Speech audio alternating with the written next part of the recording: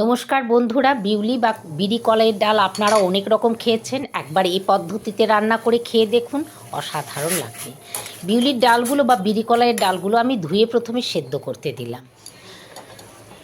কিছুটা সেদ্ধ হয়ে যাওয়ার পরে আমি এর মধ্যে লবণ আর হলুদ আমি দেবো। দেখুন অনেক সেদ্ধ হয়ে গেছে।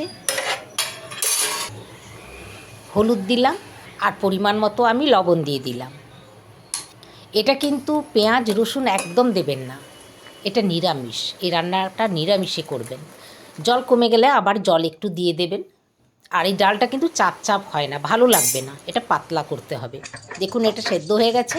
আমি এই মশলাটা বেটে নিলাম। কি মশলা সেটা আমি পরে বলছি। এটাই হলো আসল ওই মশলাটা। এরপরে একটি পাত্র বসিয়ে সর্ষের তেল দিয়ে দিলাম।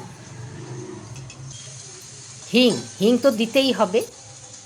আর গোটা জিরে আর একটা শুকনো লঙ্কা ফোড়ন দিয়ে দিলাম। এই হিং আর গোটা জিরের জন্য এত ভালো লাগবে, দেখুন।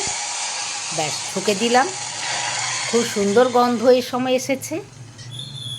এরপরে আরেকটা মশলা আছে, আমি এইটা জলটা দিলাম। এই মশলাটা এটা হলো আদা আর মৌরি থেতো বা বাটা, খুব মিহি করে বাটবেন না, একটু থেতো থেতো করে, ঠিক আছে। এরপরে এটা একটু নাড়িয়ে দিয়ে একটু ফুটিয়ে নিন। ব্যাস, এত ভালো লাগবে এইভাবে করে, আপনি খেয়ে দেখবেন। আলু পোস্ত আর এই বিউলির ডাল এটা থাকলে তো বাঙালিরা কথাই নেই। তবে হ্যাঁ, ওই রসুন আর পেঁয়াজ দেবেন না, তাহলে এটা স্বাদ পাবেন না। এটা কিন্তু চাপ চাপ হবে না, একটু পাতলা।